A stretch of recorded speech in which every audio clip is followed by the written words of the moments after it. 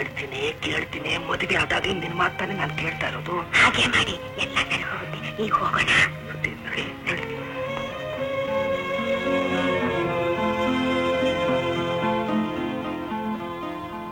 ರಾಜೀವ ಏನಂತ? ನಾನು ಬರ್ತೀನಿ. ಇವತ್ತು ರಜಾ ಮುಗಿದೋಯ್ತು, ನಾಳೆ ಡ್ಯೂಟಿ ರಿಪೋರ್ಟ್ ಆಗಬೇಕು. ಸರಿಯಣ್ಣ, ಇನ್ನ ಒಂದ್ 2-3 ದಿವಸ ಇದ್ದು ಶಾರದಕ್ಕನ ಸಂಸಾರಕ್ಕೆ ಏನಾದ್ರೂ ಒಂದು ವ್ಯವಸ್ಥೆ ಮಾಡಿ. ಏನ್ ವ್ಯವಸ್ಥೆ ಮಾಡೋದು, ಏನ್ ಕಥೆಯೋ? ಬರ್ತಾ ಇರೋ ಸಂಬಳ ನಮ್ಗೆ ಸಾಲದು. ಮಗಳ ನೋಡ್ಸೋದಕ್ಕೆ ತಿಂಗಳಿಗೂ ನಾವೇ ಸಾಲ ಮಾಡ್ತಾ ಇದ್ದೀವಿ. ಬರೋ 900 ರೂಪಾಯಿ ಸಾಕಾಗದೆ ತಿಂಗಳು ಸಾಲ ಬೇರೆ ಮಾಡ್ತಾ ಇದ್ದಾರಂತ ಪಾಪ.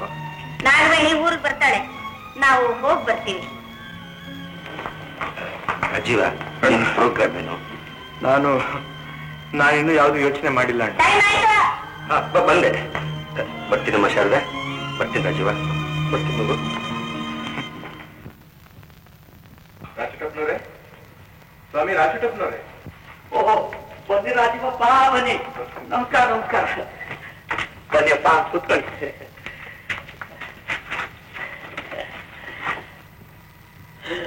ನೋಡ್ ರಾಜೀವಪ್ಪ, ನಿಮ್ ಭಾವ ಸತ್ತಾಗ ನಾನು ಊರ್ನಾಗಿರ್ಲಿಲ್ಲ. ಯಾವ್ದೋ ಕೋರ್ಟ್ ವ್ಯವಹಾರ ಸಿಗಾಕೊಂಡು ಬೆಂಗಳೂರಿನಾಗೆ ಇದ್ದು ಬಿಟ್ಟೆ. ಸತ್ಪುರುಷರಿಗೆ ಕಣಪ್ಪ ದಿಢೀರ್ ಸಾವು ಬರೋದು. ಅಪ್ಪ ಶಾರದಮ್ಮ ಚಿಂತಂತ ಹೆಂಗಸರು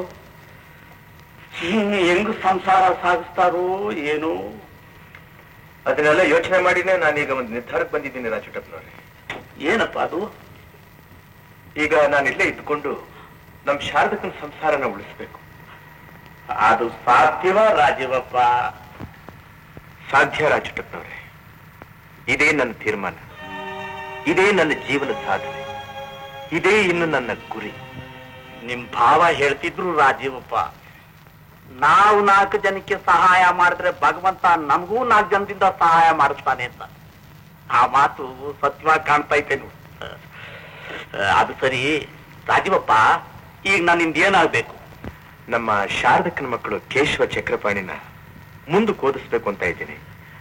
ಅವರ ಪುಸ್ತಕ ಫೀಸು ಬಟ್ಟೆ ಬರೆ ವ್ಯವಸ್ಥೆಗೆ ಸುಮಾರು 500 ರೂಪಾಯಿ ಬೇಕಾಗುತ್ತೆ. ಓದೋ ಹುಡುಗರನ್ನ ಕಂಡ್ರೆ ನನಗೂ ತುಂಬಾ ಪ್ರೀತಿ ಕಂಡ್ರ ರಾಜೀವಪ್ಪ. ಓ, ಹಣ ಕೊಡ್ತೀನಿ, ಹುಡುಗರನ್ನ ಚೆನ್ನಾಗಿ ಓದಿಸಿ ಡಾಕ್ಟರ್ನು ಜಡ್ಜಿನೂ ಮಾಡಿಸಿ. ನಮ್ಮಳ್ಳಿಗೂ ಒಳ್ಳೆ ಹೆಸರು ಬರ್ಲಿ. ನಿಮ್ಮ ಆಶೀರ್ವಾದ ಇದ್ರೆ ಆಗುತ್ತೆ. ಅಲ್ಲಿದ್ದವ್ರಿಗೆ ಕಡ್ಲೆ ಇಲ್ಲ, ಕಡ್ಲೆ ಇದ್ದವ್ರಿಗೆ ಅಲ್ಲಿಲ್ಲ.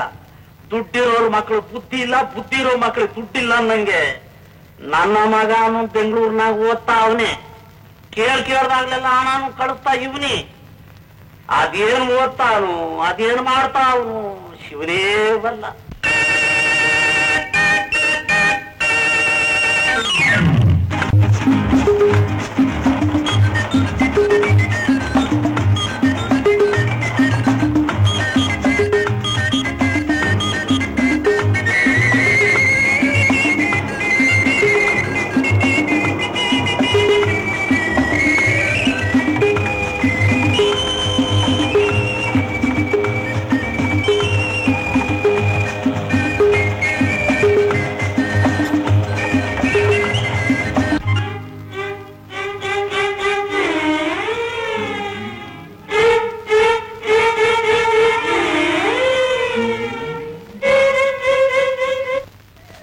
ಕೇಶವ ಚಕ್ರಪಾಣಿ, ನೀವಿಬ್ರು ದೊಡ್ಡ ಜವಾಬ್ದಾರಿನ ವಹಿಸ್ಕೊಂಡು ಹೋಗ್ತಾ ಇದ್ದೀರಿ.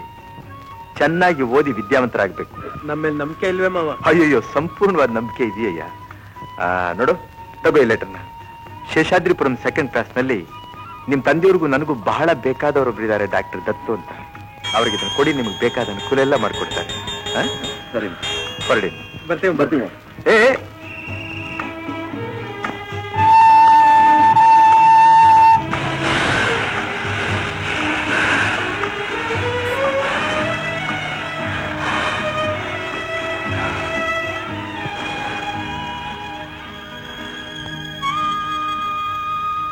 ನಿಮ್ಮನ್ನು ಎತ್ತಿ ಹಿಡಿಯೋದಕ್ಕೋಸ್ಕರ ರಾಜೀವ ತನ್ನ ಸ್ವಂತ ಆಸೆಗಳನ್ನೆಲ್ಲ ತ್ಯಾಗ ಮಾಡಿದ್ದಾನೆ.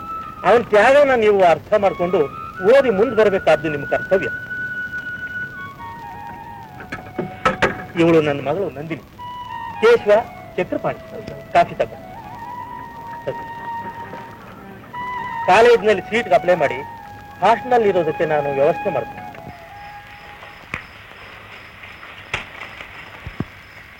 ರಾಜೀವ, ಏನಕ್ಕ? ಅಣ್ಣನ್ ಮನೆಗೆ ಹೋಗ್ಬಿಟ್ಟು ಬರ್ತೀನಿ ಕಣೋ. ಓಹೋ, ಅಣ್ಣ ಸಹಾಯ ಮಾಡ್ತಾನೆ ಅನ್ನೋ ಚಪಲ ಬಿಟ್ಕೊಂಡಿದ್ಯೇನೋ ನಿನಗೆ? ಕಷ್ಟ ಕಾಲದಲ್ಲಿ ನಂಟ್ರ ಮನೆ ಬಾಗಿಲಿಗೆ ಹೋಗ್ಬಾರ್ದಕ್ಕ. ಅವನ್ ಯಾಕೆ ನೆಟ್ನಾಗ್ತಾನೋ? ನಾನು, ನೀನು, ಅವನು ಒಂದೇ ರಕ್ತ ಹಂಚ್ಕೊಂಡು ಹುಟ್ಟಿದವರಲ್ವೇ? ನಾವು ಹಾಗೆ ತಿಳ್ಕೊಂಡಿದ್ದೀವಕ್ಕ. ಅವನ್ ಆ ರೀತಿ ತಿಳ್ಕೊಂಡಿದ್ರೆ ಬಾವನ್ ತಿಥಿಗೆ ಯಾಕೆ ಸಹಾಯ ಮಾಡಬಾರ್ದಾಗಿತ್ತು? ದುಡ್ಡಿತ್ತೋ ಇರ್ಲಿಲ್ವೋ ಪಾಪ. ಅಯ್ಯೋ ಪಾಪ, ಅವನ ಹತ್ರ ದುಡ್ಡಿರ್ಲಿಲ್ಲ ಅಲ್ಲಕ್ಕ.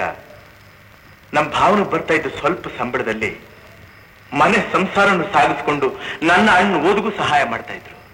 ಈಗ ನಮ್ಮ ಅಣ್ಣನಿಗೆ ಬರ್ತಾ ಇದೆ 900 ರೂಪಾಯಿ ಸಂಬಳ. ಅವ್ರಿರೋರು 3 ಜನ. ದುಡ್ಡಿರ್ಲಿಲ್ವ ಅವನ ಹತ್ರ? ನಿನಗ್ ಗೊತ್ತಿಲ್ಲ ಅಕ್ಕ, ನಮ್ಮ ಅಣ್ಣ ಈಗ ಸೂತ್ರದ ಬೊಂಬೆ ಆಗ್ಬಿಟ್ಟಿದ್ದಾನೆ. ಈ ಬೊಂಬೆನ ಹಿಡ್ಕೊಂಡು ಆಡಿಸ್ತಾ ಇದ್ದಾಳೆ ನಮ್ಮ ಅತ್ತಿಗೆ. ಅವನಷ್ಟು ಹೆಂಡತಿ ಕೈಬೊಂಬೆಯಾಗಿದ್ದಾನೆ. ಮೊದಲು ನನಗೂ ತಿಳಿದಿರ್ಲಿಲ್ಲಕ್ಕ, ಆಮೇಲೆ ಎಲ್ಲ ಅರ್ಥ ಆಯ್ತು. ದೊಡ್ಡವರು ಹೇಳ್ತಾರೆ, ಇದು ನವರಂಗಿ ದುನಿಯಾ, ದುಡ್ಡಿದ್ದವ್ರ ಮುಂದೆ ಜಗತ್ತೇ ತಲೆ ಬಗ್ಗಿಸ್ ನಡೆಯುತ್ತೆ, ದುಡ್ಡಿಲ್ದೆ ಹೋದ್ರೆ ಹುಲ್ಕಡ್ಡಿ ಕೂಡ ಹಾವನಾಗಿ ಬುಸುಗುಟ್ಟುತ್ತೆ ಅಂತ. ಏನಪ್ಪ, ನಿನ್ ಮಾತೊಂದು ಅರ್ಥವಾಗ್ತಾ ಇಲ್ಲ. ಆದ್ರೂ ಒಂದ್ಸಲ ಅಣ್ಣನ್ ನೋಡ್ಕೊಂಡ್ ಬರ್ತೀನಿ ಕಣ. ಅಯ್ಯೋ ಹೋಗಿದ್ಬಾ ತಾಯಿ, ನಿನ್ನ ಆಸೆ ನಾನು ಯಾಕೆ ಬೇಡ ಅನ್ಲಿ. ರಾಜುಟಪ್ಪನವ್ರ ಹತ್ರ ಚಾರ್ಜಿ ದುಡ್ಡಿಸ್ಕೊಡ್ತೀನಿ, ಹೋಗಿದ್ಬಾ.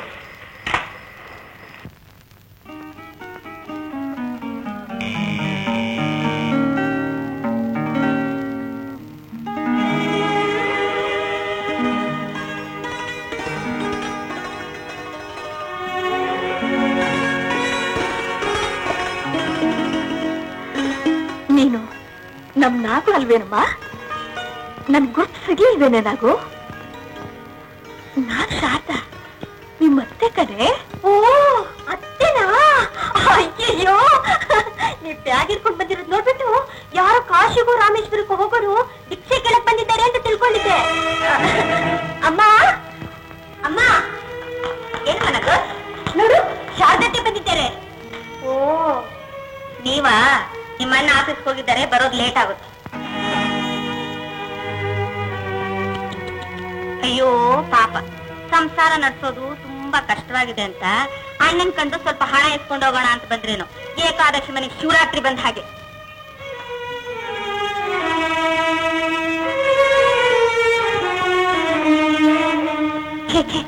ಹಾಗೇನಲ್ಲಮ್ಮ, ನಮ್ ಪಕ್ಕದ ಮನೆ ಶಾಂತಮ್ಮ ಅವ್ರ ಸೋದರ ಮಾವನ್ ನೋಡಕ್ ಬಂದ್ರು. ನಾನು ಹಾಗೆ ನಿಮ್ ಯೋಗಕ್ಷೇಮ ವಿಚಾರಿಸ್ಕೊಂಡು ಹೋಗೋಣ ಅಂತ ಬಂದೆ ಅಷ್ಟೇ. ಯೋಗಕ್ಷೇಮ ವಿಚಾರಿಸೋದಕ್ಕೆ ಅಲ್ಲಿಂದ ಇಲ್ಲಿ ತನಕ ಬರ್ಬೇಕಾಗ್ತದೆ, ದುಡ್ಡು ಖರ್ಚು ಮಾಡ್ಕೊಂಡು. ಒಂದ್ ಕಾರ್ಡ್ ಬರ್ದಿದ್ರೆ ಆಗ್ತಾ ಇತ್ತು. ಕರ್ಲಮ್ಮ ಕರ್ಲು. ಓ ಟಾಟಾ ಬಂದ್ರು ಅಂತ ಕಾಣುತ್ತೆ. ಶಾರದಾ, ಯಾವಾಗ ಬಂದಿಮ್ಮ? ಈಗ ತಾನೇ ಬಂದೇನಾ? ಹುಡುಗರೆಲ್ಲ ಹುಷಾರಾಗಿದ್ದಾರ? ಇದಾರೆ, ಇಬ್ರು ಬೆಂಗಳೂರಲ್ಲಿ ಕಾಲೇಜಿಗೆ ಸೇರ್ಕೊಂಡಿದ್ದಾರೆ. ಕಾಲೇಜ್ಗೆ ಹಣಕ್ಕೇನ್ ಮಾಡ್ದಿ? ರಾಜೀವ ಏನೋ ವ್ಯವಸ್ಥೆ ಮಾಡ್ದ. ಅಂದ್ರೆ ಅವನು ಅಲ್ಲೇ ಇದ್ದಾನೇನು? ಇರ್ದೆ ಏನ್ ಮಾಡ್ತಾನೆ, ಅವನೆಲ್ಲಿ ಹೋಗ್ಬೇಕು? ಅವನಿಗೆ ಮನೆ ಮಟವೆ ಹೆಂಡ್ರಿ ಮಕ್ಕಳೇ, ಅವನಿಗೂ ಒಂದು ಆಶ್ರಯ ಬೇಕಾಗಿತ್ತು. ಅವ್ರ ಅಕ್ಕನ ಮನೆ ಸೇರ್ಕೊಂಡ. ನಾವು ಹೋಗಿ ಊಟಕ್ಕೆ ಏರ್ಪಾಟ್ ಮಾಡೋದು. ಸರಿ ಸರಿ. ಶಾರದಾ, ಹೋಗಿ ಕೈ ಕಾಲು ಊಟ ಮಾಡೋದು.